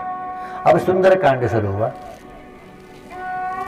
सुंदरकांड आपके जीवन में सुंदरकांड कब आएगा, जब मित्रता हो जाए राम जी से। सुग्रीव की मित्रता हुई ना राम से। अच्छा, मित्रता हुई तब बाली मारा गया। बाली माना काम। जब राम से प्रेम करोगे तो अंदर की जो बुराइयां, जो संसारिक का काम विकार है, वो अपने आप मारा जाए। उसको राम जी मार देंगे, तुमको मारने की जरूरत नहीं पड़ेगी। अच्छा, राम जी से जब मित्रता हो गई तो समझो अब सब सुंदर होने वाला है। यानी राम जी से मित्रता हो जाए। देखो, राम जी हनुमंत जी को भी मिले और सुग्रीव जी को भी मिले। जिसको राम नाम मिल जाता है वो भव सागर से तर जाता है। अच्छा, सागर तरने के लिए क्या किया, गिरि पर चढ़ी लंका ते ही देखी, कहीं न जाए अति दुर्ग विशेषी। अर्थात आप किसी नक्शे में देखेंगे ना तो लंका किधर है, नीचे है ना। तो लंका में रावण जी रहते हैं, यानी काम ही है, क्रोधी है, तो काम विकार नीचे के केंद्रों में होता है। अब लंका को देखना है तो गिरि पर चढ़ी, ज्ञान की ऊंचाई से जब संसार को देखोगे तो संसार में नहीं फंसोगे। इसीलिए संसार को देखने के लिए ज्ञान में दृष्टि होनी चाहिए। हनुमंत जी जैसे ही उड़े हैं तो सबसे पहले रोकने कौन आया, सुरसा। यानी कथा ये सिखा रही है कि आपको भगवान मिल गए, भगवान से प्रेम हो गया, लेकिन भगवान का नाम जब जपने लगोगे तो विघ्न क्या क्या आएंगे, जरा देखो। हनुमान जी को सबसे पहले कौन आया पकड़ने के लिए, सुरसा। सुरसा नाम इनके माता पठई नाय कहते ही बात। यानी आप जब भगवत नाम जप करोगे ना, ध्यान भजन करने लगोगे, थोड़ी सी साधना बढ़ेगी तो दुनिया वाले मिलेंगे, क्या खिलाओगे महाराज जी, क्या खिला दे, हमको तो बड़ा परेशानी होती है, यहाँ तो ठीक है थोड़ा। तो अब मिलते हैं लोग, अब उसमें यदि फंस जाते तो आगे बढ़ पाते नहीं। यानी स्वाद में न फंसना चाहिए भक्त और साधक को। अच्छा, उसमें नहीं फंसोगे तो क्या होगा पता है, पहले तो लोग अच्छा अच्छा खिलाएंगे, वो भी नहीं खाओगे तो फिर कोई कहेगा वो पैर ही दबा दे, मैनाक पर्वत आया कि जरा विश्राम ही कर लो, राम काज किन्ने बिनु मोहि कहाँ विश्राम। यानी कई लोग पैर दबाने लगेंगे, कई लोग बढ़िया बढ़िया खिलाने लगेंगे, इसमें अटक गए तो राम जी फिर भाव से पार नहीं हो पाओगे। सागर पार करना है तो इससे बचिए। अच्छा, इसके बाद यदि चले भी गए पार होने भी लगे, समझो स्वाद में नहीं फंसे, आप सम्मान में नहीं फंसे, तो क्या होगा, तब निंदा होगी। कई बार देखे होंगे ये परंपरा रही, आज से नहीं, हनुमान जी के समय से है। पहले आपको अच्छे भोजन मिलेंगे, फिर आपको सम्मान देने वाले लोग मिलेंगे, और इसमें नहीं फंसोगे तो आपकी निंदा होगी। ऐसे अनेक संत हैं, देखो उनके जीवन में पहले खूब धन मिलता है, वाहवाही मिलती है, प्रणाम करने वाले लाखों संत शिष्य मिलते हैं, और फिर भी वो संत यदि भक्ति को बढ़ाएंगे तो फिर उनका अपमान हो, फिर निंदा होगी। हनुमान जी को लंकनी कहती है, जाने सुनहि मरम सठ मोरा, मोर आहार जहां लगी चोरा। हनुमान जी चोर हैं क्या? सठ माने मूर्ख, यानी आपको तब गाली देने लगेंगे लोग, आपको क्या क्या कहेंगे, हनुमान जी चोर है। कौन कह रहा है? लंकनी। यानी इन कथाओं से सीख मिलती है कि आप जब भगवान को पाने चलोगे तो आप पे बहुत बहुत लांछन लगेंगे। स्वामी विवेकानंद जैसे पवित्र व्यक्ति के चरित्र पे जब लांछन लगाने वालों ने लांछन लगाया, तुलसीदास जी पे लांछन लगाने वालों ने लांछन लगा दिया। कबीर साहब को लोगों ने कहा कि वैश्याओं के साथ इनका संबंध है। सोचो, कबीर जी की पूजा हो रही है, उन हरामखोरों को कौन जानता जिन्होंने बदनाम किया। भगवान बुद्ध बुद्ध जी के लाखों करोड़ भक्त हैं। बुद्ध जी जैतवन में रहते थे और जब बुद्ध के पास भीड़ बढ़ी तो कुछ चंडाल चौकड़ी के लोगों को दुख हुआ। जब भी किसी संत का सम्मान बढ़ता है ना तो संत किसी का हित नहीं करते, लेकिन जो पापी आत्माएं हैं जिनके सिर पे पाप है उनको परेशानी होती कि इस बाबा को इतना क्यों मांग रहे हैं लोग, कुछ तो करो भाई, गड़बड़ का जरा बदनामी हो। अब भगवान बुद्ध को बदनाम करने के लिए कुछ चंडाल चौकड़ी के लोगों ने एक वैश्या को कुछ पैसे दिए। ये घटित घटना है भारत की, जैतवन की, जब भगवान बुद्ध जैतवन में ठहरे थे। और वैश्या क्या करती तो कथा में आगे बैठे थी। अच्छा, संत किसी को रोकेंगे क्या? और बाद में लोगों से कहती कि इनका तो मेरे साथ बड़ा अच्छा संबंध है, वैश्या खुद कहती। आजकल भी ऐसी बहुत सी वैश्याएं मिल जाएंगी जो पैसे पे किसी भी संत को कुछ कहने को तैयार है, पैसा चाहिए उनको। तो फिर क्या हुआ, अब वैश्या खुद कहने लगी तो लोग भी वैसे ही कांच के कच्चे होते, कान के कच्चे होते अपने देश के लोग। फिर तो महाराज क्या है, बुद्ध की बदनामी बढ़ी। अच्छा, लोगों ने देखा कि बदनामी का हवा बढ़ गया तो जो लोगों ने पैसा दिया था वैश्या को, उन्हीं लोगों ने वैश्या को मार डाला। और मारा तो मारा, जहां बुद्ध रहते थे जैतवन में उनकी कुटिया के बगल में खुदाई करके गाड़ दिया रात को ले जाके। और बाद में राजा से शिकायत की कि अब वैश्या दिखती नहीं है। बुद्ध को लगा कि मेरा पाप उजागर होगा, लगता है वैश्या को ठिकाने लगा दिया, हुजूर जांच होनी चाहिए। तब ऐसी कोई एजेंसियां तो थी नहीं। और राजा के सिपाही चले जांच करने के लिए, तो जो लोग गाड़े थे बोले यहाँ मिट्टी गीली दिख रही, यहाँ देखो। अब सोचिए उस जमाने में बुद्ध के कुटिया के पास गड़ी हुई वैश्या की लाश निकली धरती से। सोचो भगवान बुद्ध पर क्या बीता होगा उस जमाने में। अब तो भाई प्रमाण भी मिल गया था ना। लेकिन आज बुद्ध को लोग पूजते हैं, मानते हैं कि उन हरामखोरों को, लेकिन उस समय तो बुद्ध जी पर क्या बीता होगा। जो बुद्ध के शिष्य से वो तो भागी गए होंगे ना। प्रमाणित हो गया, लाश वही मिली थी। लेकिन फिर भी आज भी बुद्ध लाखों करोड़ों के दिल पे राज कर रहे हैं। भगवान बुद्ध को हम वंदन करते हैं, उनको थोड़ी करते जिन्होंने षड्यंत्र किया। भारत के लोगों की सबसे बड़ी समस्या क्या पता है? हिंदू धर्म की सबसे बड़ी बेवकूफ़ी यह है कि हम कान के बड़े कच्चे होते। इस मामले में आपके देश में ईसाई है, मुसलमान है, वो सब ठीक है, लेकिन हिंदुओं की स्थिति, और आज से नहीं, ये त्रेता से परंपरा चली आ रही है। सीता हम सबकी माँ थी ना, लेकिन बाहर अयोध्या के लोग, जहां राम राज्य था, राम राजा, कोई दुख नहीं था अयोध्या में। सबसे नीच जाति का एक व्यक्ति ने माँ सीता को कुछ कहा, वहां अयोध्या के लोग, कहा तो जाके उसको मार के मुंह तोड़ देना चाहिए था। लेकिन कैसी वो प्रजा रही होगी कि सबने हाँ में हाँ मिलाया। उस राम राज्य से बढ़िया तो आजकल भाजपा और सपा वालों का राज है। उनके नेता को कुछ कहो तो मार के मुंह तोड़ देंगे आपका। कैसे वो रहे होंगे लोग कि जिसने मैया सीता पे लांछन लगाया जाके उसका मुंह तोड़ना चाहिए था, कि उस बात को इतना बढ़ाए कि भगवान राम तक बात पहुंची और सीता जी को छोड़ना पड़ा।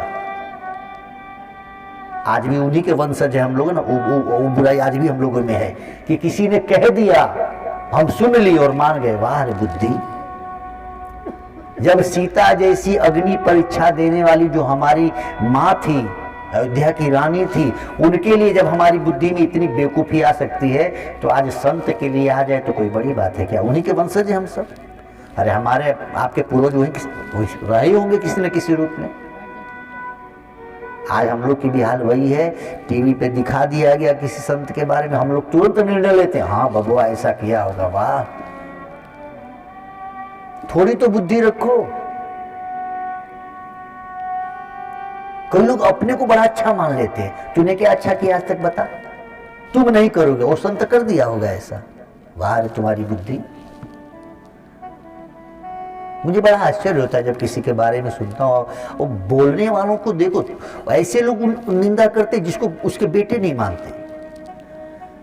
तुमको तुम्हारा बेटा नहीं मानता और तुम्हारा बेटा तुमको प्रणाम नहीं करता। जिस संत को करोड़ों लोग मानते हैं वो संत गलत कर जाएंगे और तुमको से कहो तुम करोगे, बोले हम क्या करेंगे, हम वैसे है ही नहीं। यानी तुम उन संतों से अपने को अच्छा मानते हो। तो कृपा करें, थोड़ा तो बुद्धि रखें। कैसे लोग हैं जब सीता मैया को नहीं छोड़े। भाई मरा, उसने कहा कि मणि किसने ने चुराया होगा, उनको मणि पसंद थी, ठीक है, उसने कहा। उसके भाई की बात उसका भाई नहीं मिल रहा था, लेकिन वो लोग कैसे, तो जिसने सबने कह दिया कि हाँ हो सकता है, पहले से माखन चुराता था ये।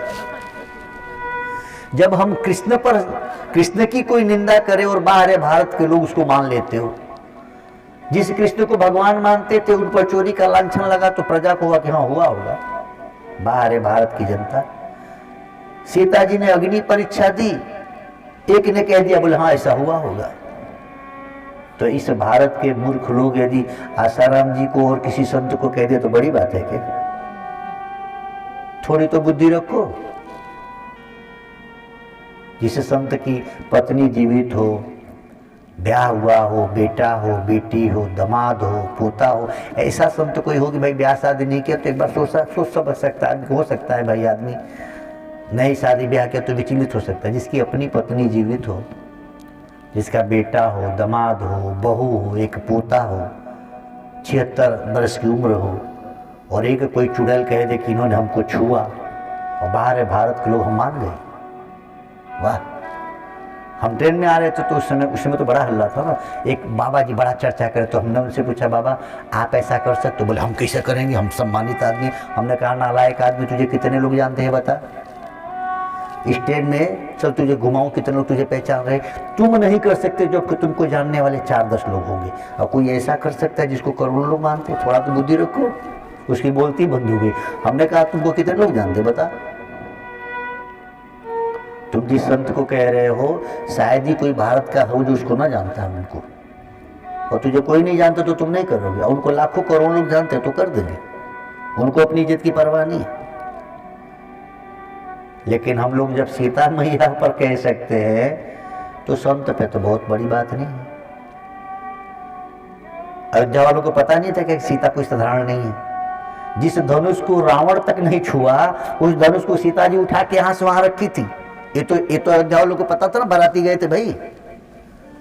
अयोध्या वाले जो बारात गए थे राम जी के, वो सीता जी के वंश के समय भी तो थे ना। वन जब सीता जी को भेजा गया, मर थोड़ी गए थे हरामखोर से। लेकिन ऐसी अद्भुत शक्ति के बारे में जो गलत सोच सकता है, ये हमारे भारत का दुर्भाग्य है हम हिंदुओं का, कि हम अपने आराध्य को, अपने श्रेष्ठ को भी गलत सोच लेते हैं। और जब तक हम शास्त्र और संत पर संशय करते रहेंगे तब तक हमारा भला नहीं होगा। ऐसे ही कोई नेता था हरामखोर सपा पार्टी का, जो कह रहा था कि रामचरितमानस जला देनी चाहिए। उसकी हिम्मत है तो जरा बोल के दिखाए कुरान के बारे में, मुसलमान भाई उसको ठीक कर देंगे। लेकिन एक भी हिंदू बोला? वो जूते निकाल कर मारना चाहिए उस हरामखोर को मुंह पे, जिस मुंह से उसने इस बात को कहा था। एक भी हिंदू ने कुछ कहा? उसका नाम मैं नहीं जानता, पता ना कौन है वो। उसकी हिम्मत हो तो जरा कुरान शरीफ के बारे में ऐसा बोल के दिखाए, उसकी जीभ खींच लेंगे मुसलमान। लेकिन उसको पता है कि हिंदू हैं, इनके शास्त्र की निंदा करो, इनके संत की निंदा करो, सुनते हैं। और वो कितने दोगले होंगे जो उसको वोट देते होंगे, उसको मानते होंगे।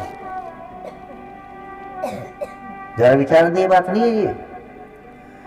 जिनको हमारे राम मंदिर के बनने से तकलीफ है, रामलला आ रहे हैं, 2 दिन बाकी है बस, परसों की बात है। जो हरामखोर नेता नहीं आ रहे हैं, मुझे लगता है कि वो हिंदू मर जाए जो उनको वोट दे। ऐसे नेताओं को वोट देना चाहिए। हिंदुओं को जाति के नाम पे वोट मिलेगा क्या? जो नेता नहीं आ रहे उनको कोई वोट दे, मुझे लगता है कि यमराज उसको नरक में ले जाके बहुत कूटेंगे, बड़ी मार। क्योंकि इन नेताओं को पता है कि हिंदू जाएंगे क्या, तो जाति के नाम पे वोट देंगे, राम से क्या लेना देना इनको। इस मामले में देश के मुसलमान ठीक हैं, ईसाई ठीक हैं। हरामखोर हिंदुओं को पता ही नहीं है कि हमको भगवान के लिए एक होना चाहिए, राष्ट्र के लिए एक होना चाहिए, हमें अपने संत और शास्त्र के लिए एक होना चाहिए। ये दुर्भाग्य है देश का। सौभाग्य इस बात का है कि कुछ लोग जगे हैं तो इतना कुछ हो रहा है। हे भारत माता कृपा करो, और हे राम जी अब तो आप भी आ रहे हो। कुछ मूर्ख जो है ना, जो जातिवाद में फंसे, इन पर कृपा हो जाए, ये भी जग जाते तो भारत को हिंदू राष्ट्र बनते देर नहीं लगती। लेकिन 2 गले पैदा हुए हैं देश में, खाली नाम भर को हिंदू हैं। इफ्तार पार्टी में जाते तो उनको तकलीफ नहीं होती, तब मुहूर्त नहीं देखते नीचे लोग, ये नेता हरामखोर जो नहीं आ रहे। रामलला आ रहे हैं तो उनको मुहूर्त समझ में। तू कौन सा ज्योतिष पढ़ा है नालायक आदमी, तुझे पता है क्या? 41 साल बाद इतनी सुंदर मुहूर्त आई जिस दिन रामलला जी का स्थापना होने। हरामखोर नीच बुद्धि के हलकट छाप नेता आने का मन नहीं, तो बोले मुहूर्त ठीक नहीं है, तो कोई बोले मंदिर नहीं बना है। तो हम लोग की कमी है ना, उनको पता है कि हिंदू जाएंगे बस दे ही देंगे सपा और बसपा और कांग्रेस के नाम पे वोट।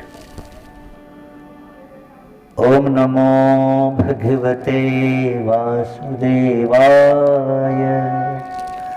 तो भागवत कहती है, क्षमा कर जरा सा, हम राष्ट्र की और धर्म की बात आती तो क्रोध आता है, वो आना भी चाहिए। हम लोग छोटे थे तो राम मंदिर के लिए नारा लगता था, जिस हिंदू का खून न खोले खून नहीं वो पानी है।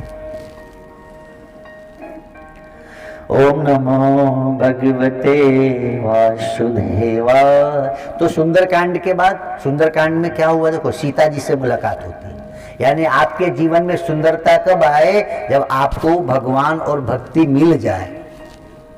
अच्छा, राम जी पहले मिले, भक्ति बाद में, सीता माना भक्ति। यानी राम नाम करोगे तभी भक्ति बढ़ेगी। यहाँ उल्टा ज्ञान देते, बोले मन ना लगे तो भगवान का नाम लो। अरे भाई, पहले भगवान का नाम लो तब मन लगेगा। जीवा में सुखारोग हो जाता है ना, कभी कभी स्वाद नहीं आता, तो आयुर्वेद ग्रंथ क्या कहते हैं, वैद्य क्या कहते हैं कि मिश्री चूसो। पहले मीठा नहीं लगेगी, लेकिन मिश्री चूसोगे तो धीरे धीरे जीवा का सुखारोग मिटेगा और मिश्री मीठी लगने लगती है। ऐसे ही भगवान का नाम भी पहले मीठा नहीं लगता, लेकिन जब भगवत नाम जपोगे तो फिर अच्छा लगने लगेगा। भक्ति मिली है बाद में, राम जी मिले पहले। पहले राम जी मिले हनुमान जी को, बाद में सीता जी मिली ना, तो सीता माना भक्ति। इसीलिए सुंदरकांड है। क्यों सुंदरकांड है? आपके जीवन में सुख तब आता है जब भक्ति मिल जाती है। राम तो मिले मिलाए हैं, वो कहाँ जाएंगे? राम जी मिले अरण्यकांड, किष्किंधा कांड में, तो उसका नाम किष्किंधा कांड रखा गया।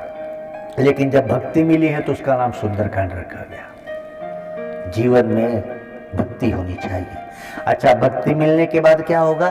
तो भक्ति मिलने के बाद जब आप भक्ति करने लगोगे तो आपके अंदर का जो काम बैठा है वो उत्पात करेगा। जय श्री राम। आप ऐसे घर में बैठ के टीवी देखो तो मन कहीं नहीं जाएगा, लेकिन भगवत नाम जप करने बैठो तो मन बहुत इधर उधर भागेगा। मन में बड़े बुरे बुरे विचार आते हैं। यानी आप देख लो, सुंदरकांड के बाद लंका कांड है ना। यानी जब भक्ति करोगे तभी आपके काम विकार जगेंगे, उत्पात मचाएंगे। लेकिन डरो मत, जब भक्ति बढ़ेगी तो राम जी बाण चलाएंगे और रावण मरेगा और भक्ति स्वतंत्र हो जाएगी। भक्ति स्वतंत्र सकल सुख खाना। ये कथाओं से बड़ी सीख मिलती है हमको। हम रटी रटाई कथा सुनाना पसंद नहीं करते। मैं चाहता हूं कि चिंतन करें और तब आपको अच्छी से अच्छी बात समझाएं। फिर क्या होगा? रावण के मरने के बाद उत्तरकांड। अब देख लो, नक्शा में देखो तो उत्तर ऊपर की तरफ होता है। राम राज्य यदि हो गया माने उत्तरकांड। सारे जीवन का उत्तर क्या है? सारे जीवन की सारी समस्याओं का अंत कहाँ है? बोले जब हृदय की गद्दी पे राम जी विराजमान हो जाए। अयोध्या की गद्दी पर जब राम जी विराजमान हुए तो राम राज्य बैठे उतर लोका, हर्षित भयो गयो सब शोका। दैहिक दैविक भौतिक तापा, राम राज्य नहीं काहू ही व्यापा। आपको दैहिक दैविक सब ताप से आप कब मुक्त होंगे? जब हृदय के राजगद्दी पे राम जी विराजमान होंगे। लेकिन राम जी इस सिंहासन पर बैठेंगे कब? जब आपके अंदर के रावण जी मरेंगे। तो रावण को मारने के लिए करना क्या होगा? तो बोले सीता माना भक्ति। सीता जी से वरदान लो, सीता जी का दर्शन करो। सीता जी का दर्शन करके राम जी से पहले राम नाम जपो, फिर सीता जी से अनुमति लो और फिर क्या करो? तो कंद मूल फल खाओ। सीता जी से अनुमति ले ना फल खाने के लिए। अच्छा, कंद मूल फल खाओ और जितनी बुराइयाँ, बुरा चीज खाने की आदत है उसको आग लगा दो। कंद मूल फल खाने के बाद क्या हुआ? लंका जलाए हनुमान जी। तो आपके अंदर भी जितनी बुराई है ना, ये सब स्वाद फालतू, इसको आग लगा दो। उलटी पलटी लंका सब जारी, तब राम राज्य होगा। और राम राज्य हो गया तो समझो काम हो गया। ओम नमो भगवते वासु। कल आपको हम सोच रहे हैं कि कृष्ण जी का जन्म कराएं। अच्छा कि